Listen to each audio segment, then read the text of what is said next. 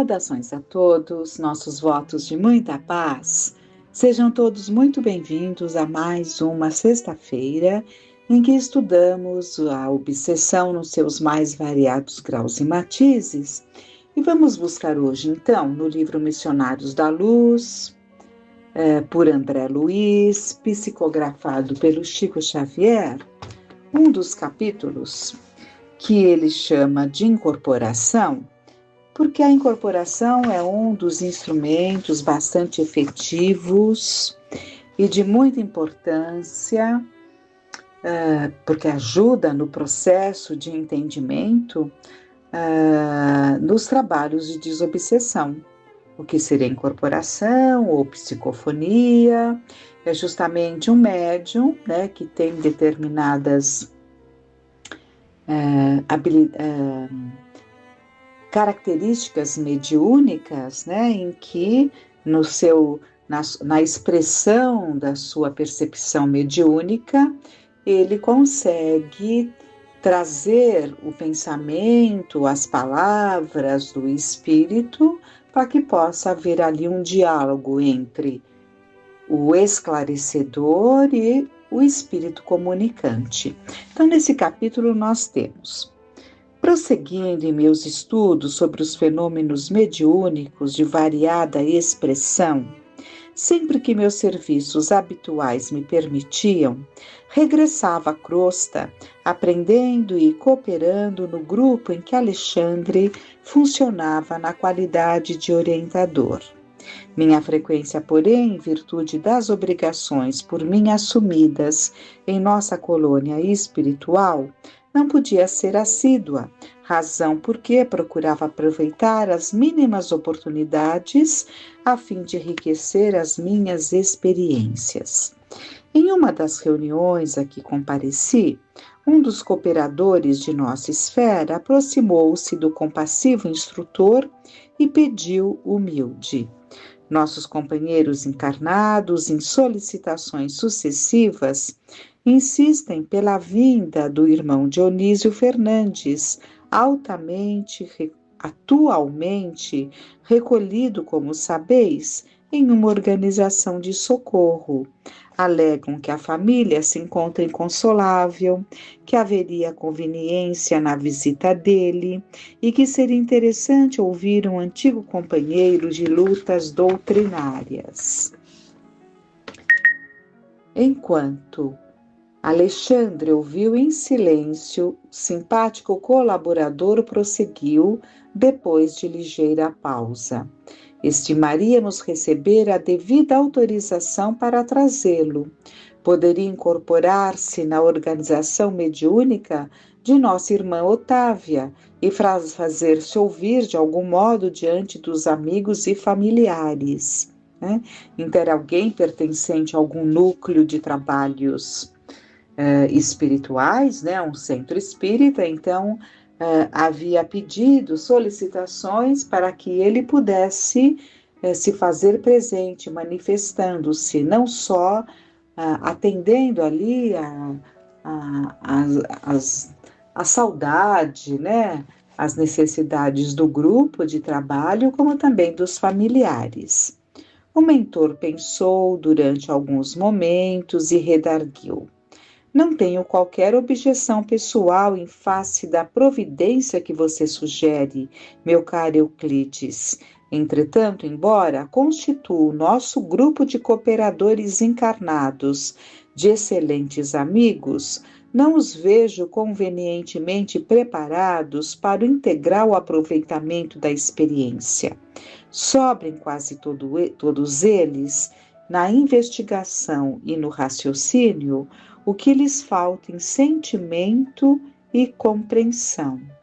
Colocam a pesquisa muito acima do entendimento. E como você sabe, as organizações mediúnicas não são filtros mecânicos.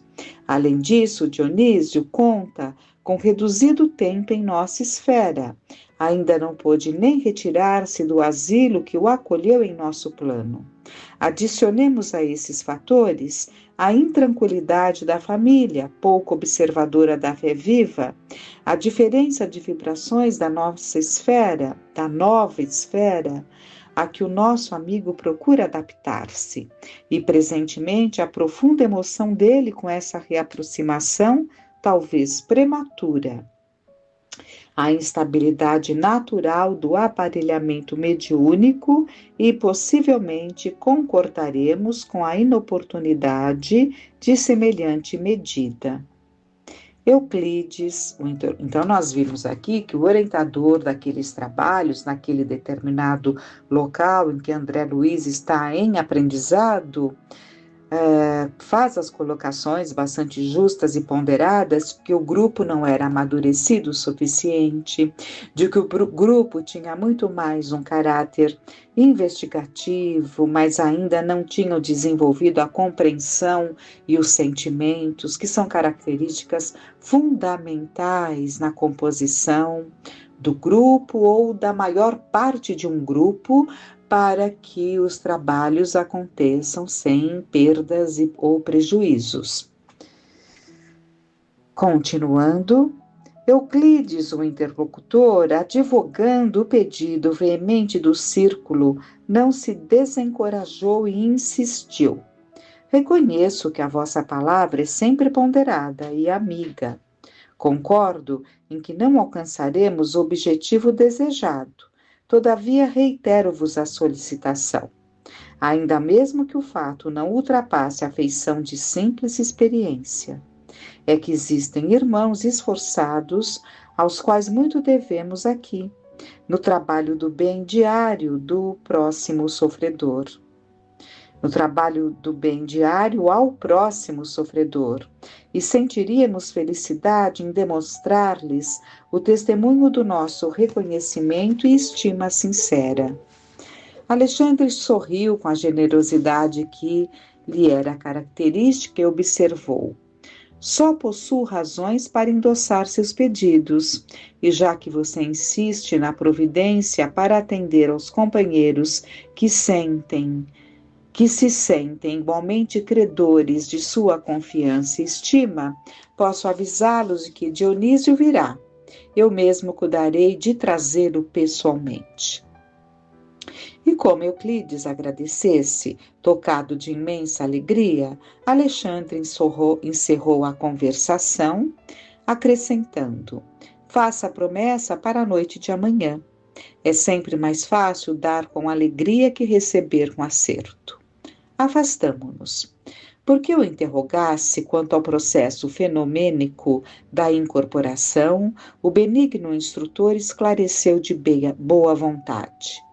Mediunicamente falando, as medidas são as mesmas adotadas nos casos de psicografia comum, acrescentando-se, porém, que necessitaremos proteger com especial carinho o centro da linguagem da zona motora, fazendo refletir nosso auxílio magnético sobre todos os músculos da fala, localizados ao longo da boca, da garganta, laringe, tórax e abdômen. Então, tudo isso para que se dê a manifestação pela fala, né? Atendendo-me às interpelações, o instrutor relacionou diversas elucidações de ordem moral, alusivas ao assunto, comentando as dificuldades para difundir nos corações terrenos os valores da consolação legítima em virtude das exigências descabidas da pesquisa intelectual. Admirava-lhe a sabedoria profunda e a sublime compreensão das fraquezas humanas quando atingimos a instituição de socorro a que Dionísio se recolhera em plena região inferior, não muito distante da crosta terrestre. Entendendo-se com os espíritos do bem, consagrados aos serviços do amor cristão em zonas semelhantes, conduziu-me à presença do recém-desencarnado, que se mantinha sob forte excitação. Dionísio falou-lhe Alexandre bondoso, após saudação usual. Dionísio, Lembra-se do nosso grupo de estudos espiritualistas? Como não? E com que saudades? Suspirou o interlocutor. Nossos amigos do círculo pedem sua presença, pelo menos por alguns minutos, prosseguiu o mentor gentil, e deliberei conduzi-lo até lá para que você fale não somente a eles, mas também aos familiares. Que ventura! Exclamou Dionísio, quase chorando de contentamento. Ouça, porém, meu amigo, tornou Alexandre sereno e enérgico.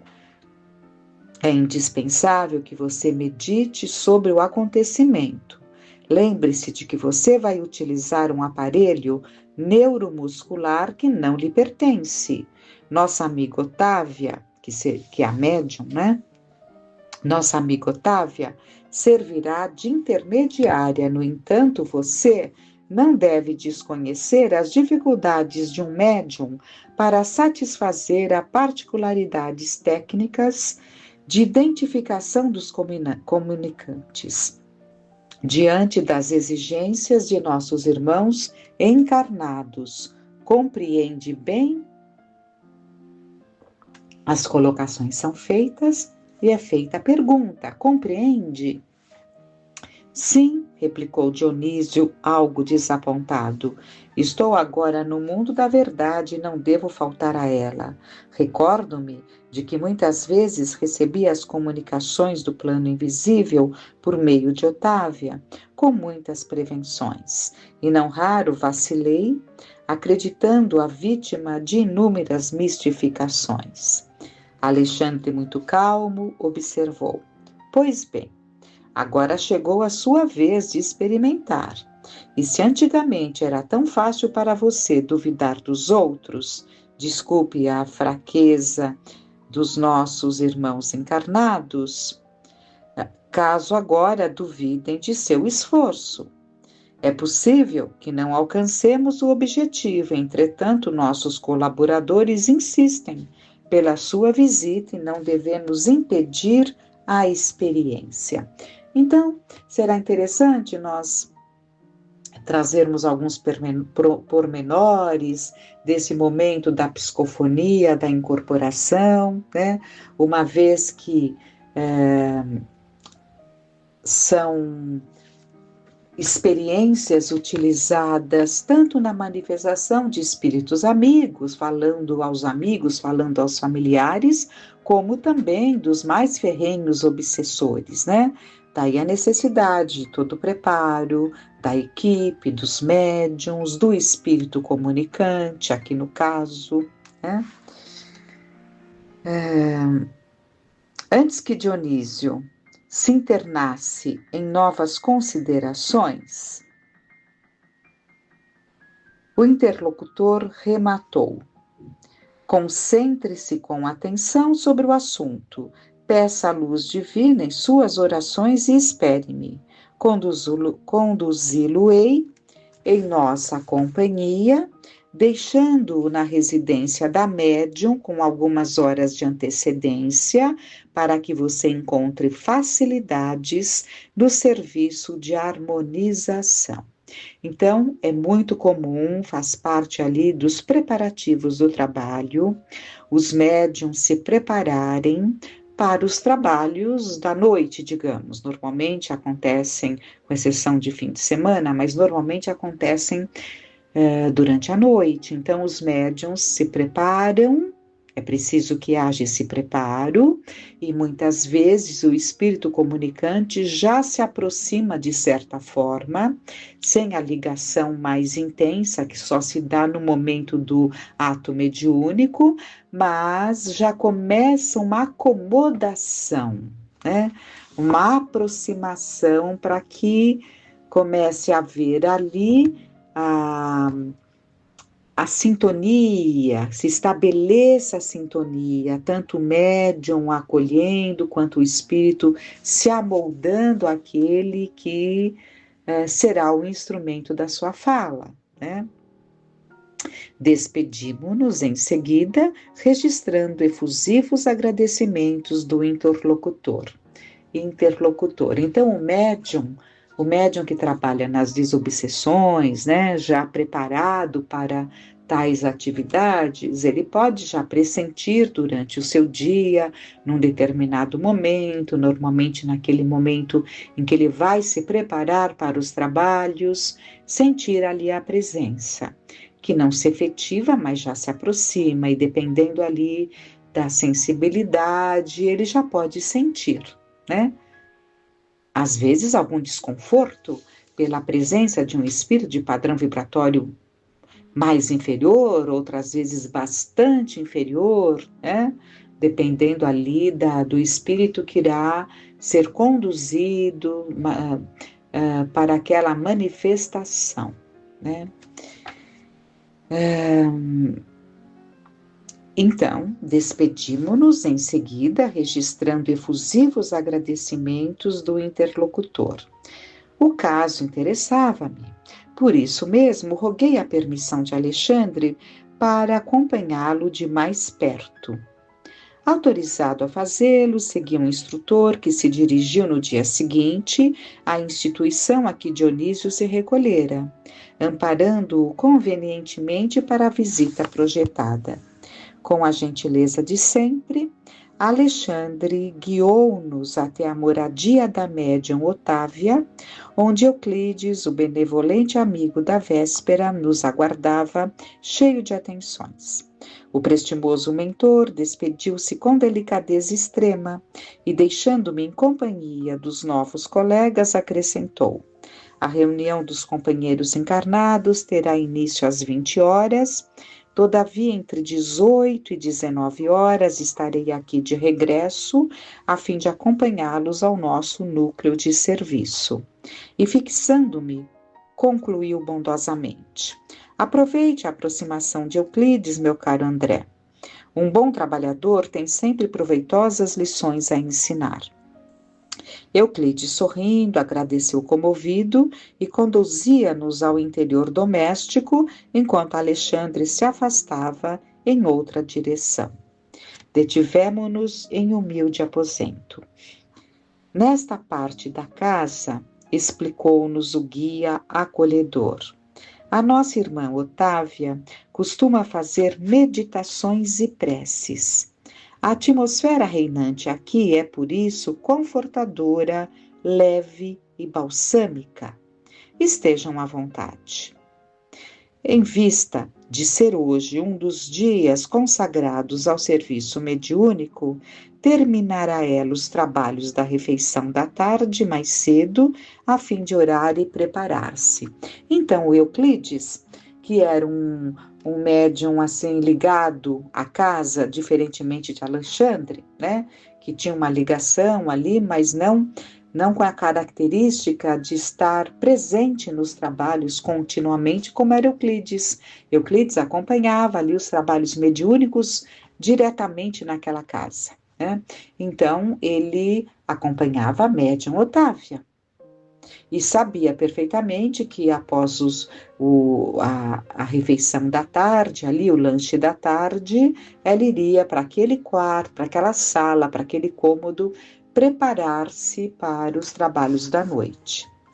Consultei o mostruário do grande relógio da parede, não longe de nós, que marcava precisamente 16 horas.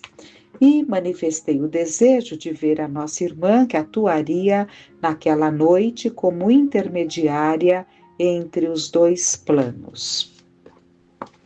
Então, eles estavam agora na residência da médium Otávia.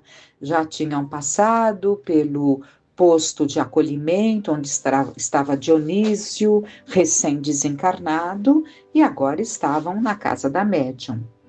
Deixando Dionísio no aposento a que me referi, Euclides conduziu-me à pequena cozinha, onde uma senhora idosa se mantinha atenta à preparação de alguns pratos modestos. Tudo limpeza, ordem e harmonia doméstica. Notei-a, porém, algo pálida, abatida. Então vejam, né? Interessante, André Luiz, ele nos traz muitos detalhes. André Luiz é aquele espírito amoroso que chega no plano espiritual e quer nos contar, quer nos trazer as suas experiências, né?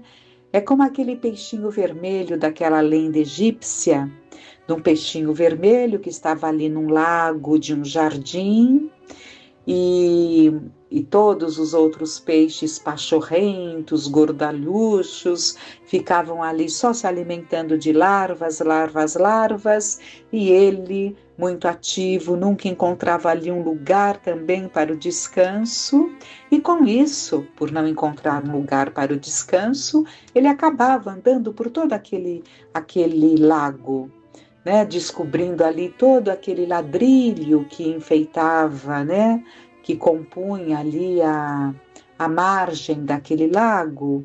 E nessas andanças todas, ele acha ali um pequeno escoadouro, uma grade bem pequenininha, por onde escoava a água do lago.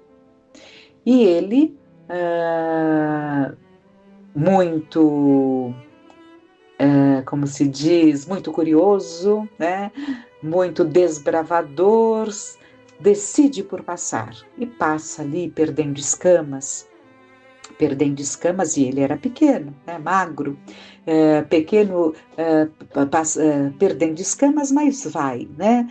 Desse escoador ele vai pelos riachos, dos riachos ele vai para os rios, dos rios ele vai para os oceanos, e descobrindo todo esse mundo maravilhoso, ele descortina um mundo no fundo dos mares que o grupo dele desconhecia.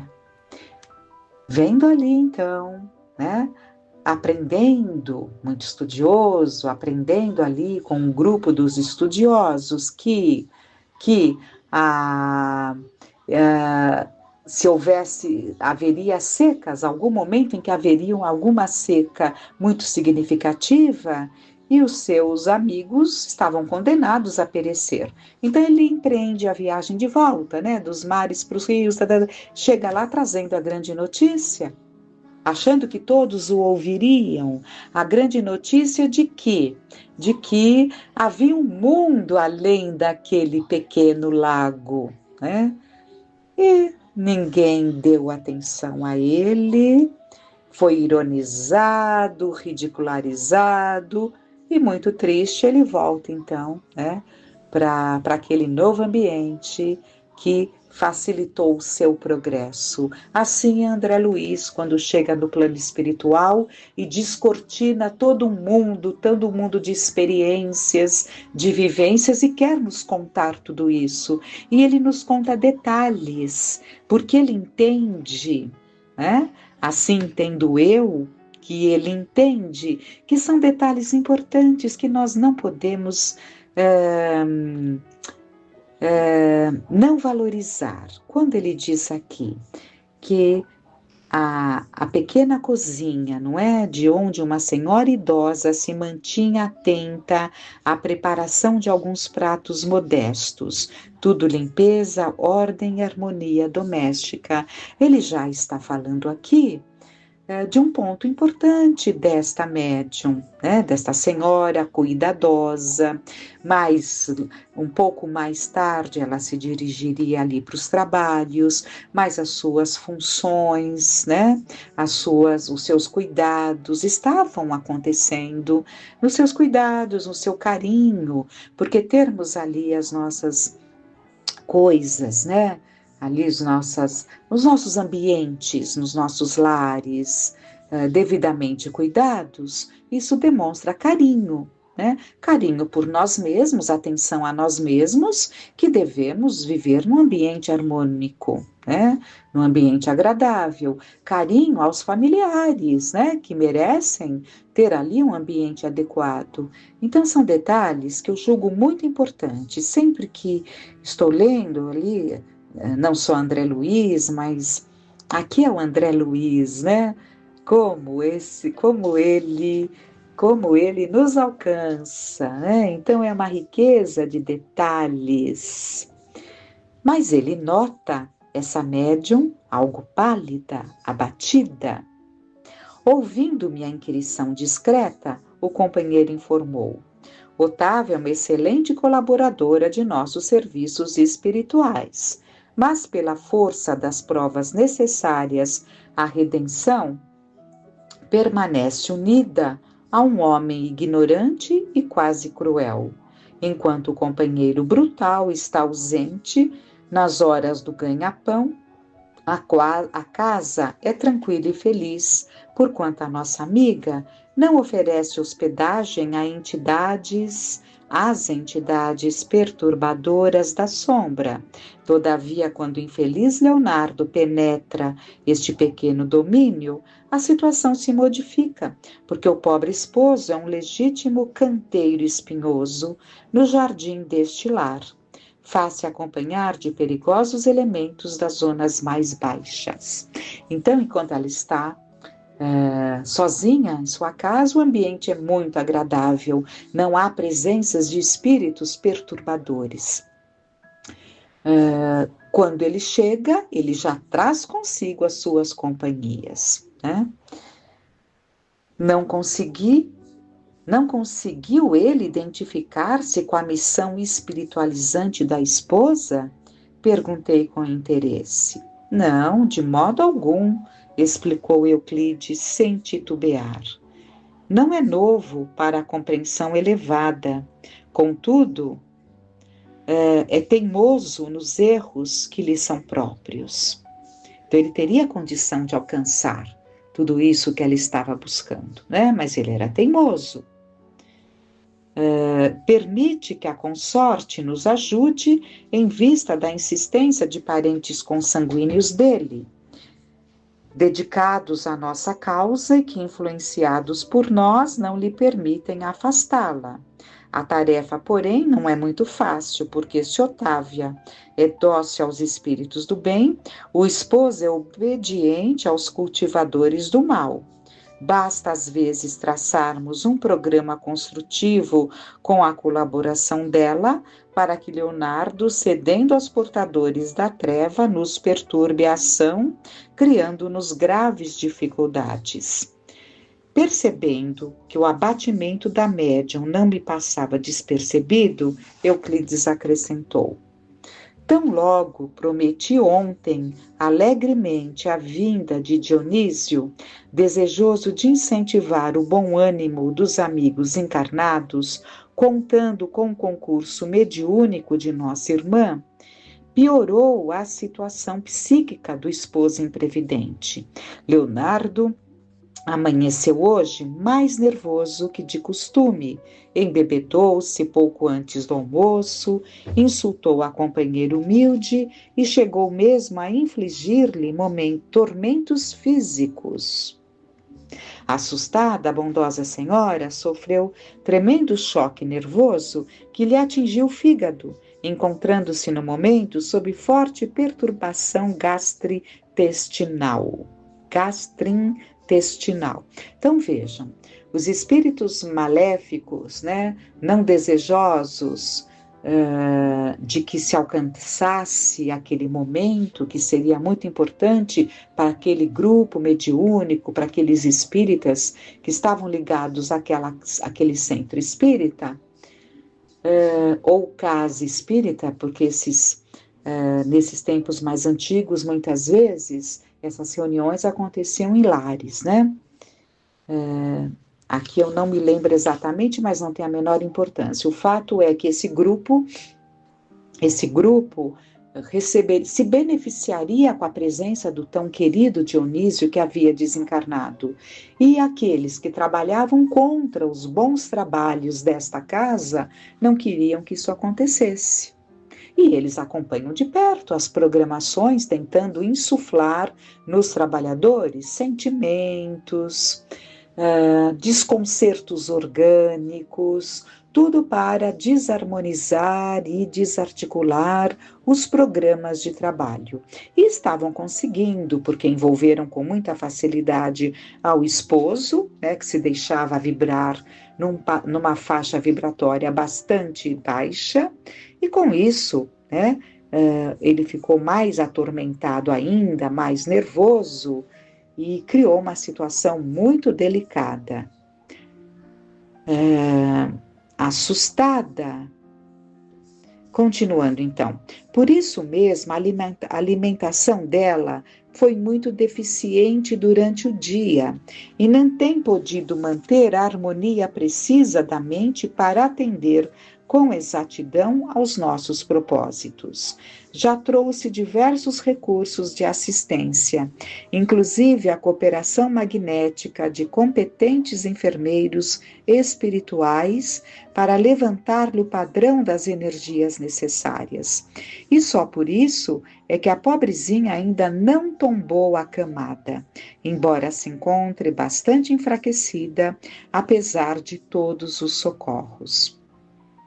Então, se ela não fosse uma trabalhadora valente, corajosa e muito determinada aos seus compromissos, ela estaria já numa cama, como acontece com muitos, né? Algo desapontado, então nós vemos aqui, é uma situação de um trabalho mediúnico no centro espírita, né? Quantos que precisam ali desenvolver-se muito bem nos seus trabalhos remunerados, né? Na sua vida ali de trabalhos de sustento, e muitas vezes sentem-se mal, né? Acabam perdendo ali dias de trabalhos, tudo se deixando arrastar por esse lado emocional, quando muitas vezes são mentes, espíritos que se aproximam e provocam determinadas sensações, determinados sentimentos angustiantes, que acabam ali realmente causando uns desconcertos, uns desajustes orgânicos, e a pessoa muitas vezes não consegue comparecer ao trabalho, ou se comparece não é na condição desejável, e tudo isso com o objetivo de comprometê-la no trabalho. Então estejamos sempre atentos a essas influenciações a que todos estamos sujeitos. Daí a necessidade dos cuidados, né, de nos mantermos firmes para que nada, nem vindo de espíritos, nem tampouco daqueles que estão ao nosso redor, nos atinjam. Tarefa que não é fácil, mas é o que precisamos, nos imunizar para que os descontentamentos, os desajustes, os dissabores que nos alcancem não abalem o nosso emocional.